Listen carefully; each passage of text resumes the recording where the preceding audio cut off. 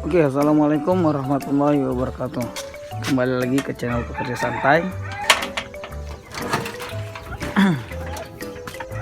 Oke, hari ini kita akan membahas cara memaksimalkan untung dari beternak ayam kampung. Kemarin kan sudah ada video tentang cara pemasaran biar untungnya maksimal. Hari ini kita akan bercerita tentang manajemen bisnis ayam kampung agar hasilnya lebih maksimal. Awalnya sebelum saya memutuskan untuk memiliki induk sendiri agar memproduksi DOC sendiri, saya membeli DOC dari penetas-penetas yang ada di sekitaran ini. Nah, dari situ saya sudah melihat kos DOC itu cukup besar. Kos DOC itu hampir 800.000 per 100 ekor. Nah, jika kita bisa mencetak DOC sendiri, artinya kita bisa meminimali paling enggak sekitar 700.000 per 100 populasi. Nah, kita akan hitung-hitung itu bagaimana keuntungan ketika kita berternak ayam kampung dengan memiliki DOC sendiri. Anggap saja kita memiliki 12 indukan dan 2 jantannya. Dari 12 itu bertelur 70%. Nah, itu kan 8 sampai 9 telur per hari. Kita anggap saja kita ambil telur yang paling sedikit, itu 8. Kita kumpulkan selama 1 minggu, lalu kita tetaskan. Maka ada sekitar 56 butir. Nah, dari 56 butir itu bertetaslah sebanyak 50 butir. Jadi kita punya DOC sebanyak 50 ekor per minggu. Nah, jadi caranya kita bikin mesin tetas itu ada 4 untuk 4 periode agar tiap minggu kita bisa mendapatkan DOC, dan tiap minggu juga kita bisa mendapatkan ayam untuk dijual menjadi pedaging. Bagaimana bisa ceritanya per minggu? Nah, sistem ini ketika sudah berjalan secara rutinitas, maka kita akan dapat siklusnya per minggu kita akan memiliki 50 ekor pedaging. Oke, kita akan hitung berapa pendapatan memiliki 12 ekor indukan. Jadi itu udah dapat tuh 50 butir yang bisa tertetaskan.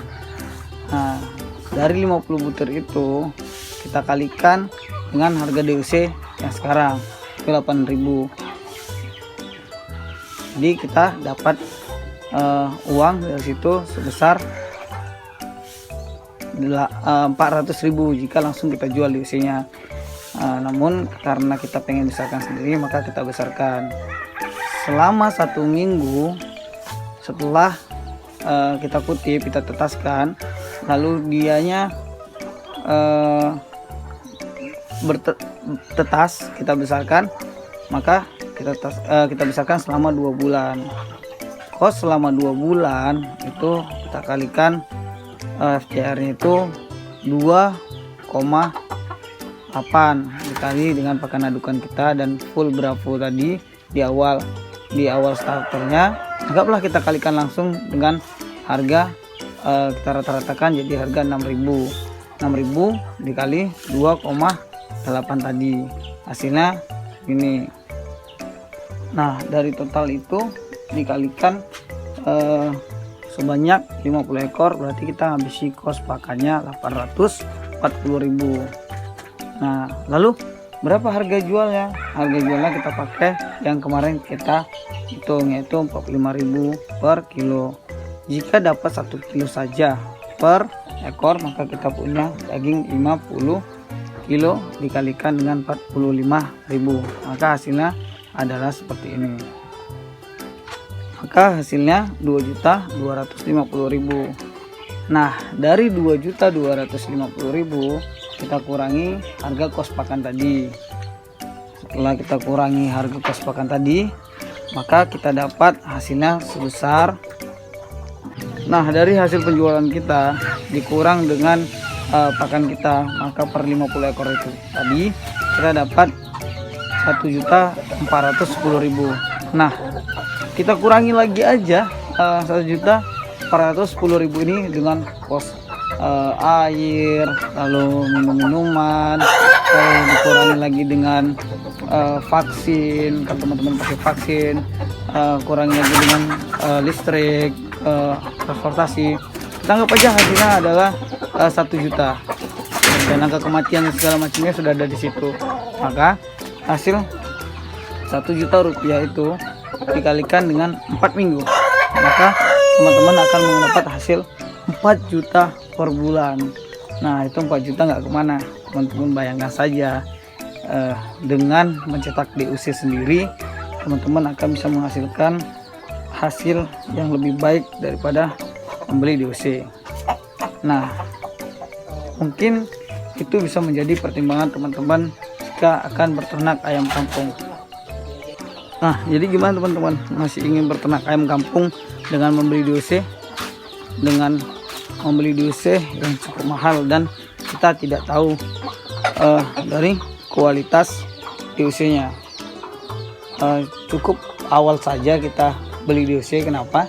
Karena untuk permulaan kita belajar untuk proses pembesarannya. Ntar teman-teman bikin aja kandang pembesaran itu disekat-sekat, bagi 50-50 kapasitasnya, agar bisa menjalankan siklus panen tiap bulannya 50 ekor.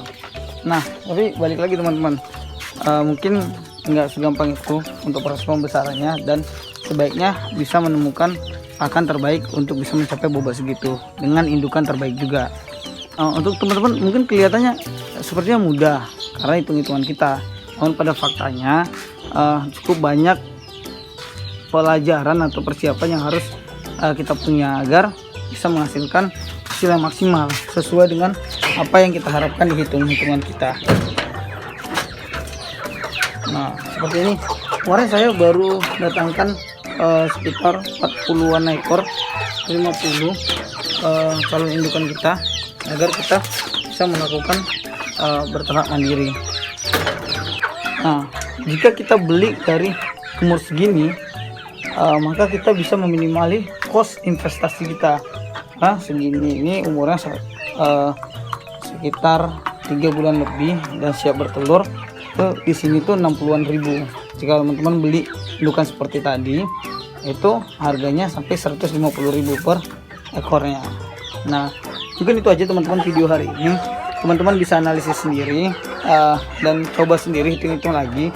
Pada faktanya mungkin banyak tuh yang ternak ayam kampung lebih dari 2 bulan, ada juga yang sulit panen. Makanya teman-teman harus dapat tuh makanan terbaik dan bibit terbaiknya. Coba teman-teman cari bibit yang bisa memenuhi kriteria dari pedaging teman-teman. Oke, salam sukses peternakan dan bisnis santai. Assalamualaikum warahmatullahi wabarakatuh.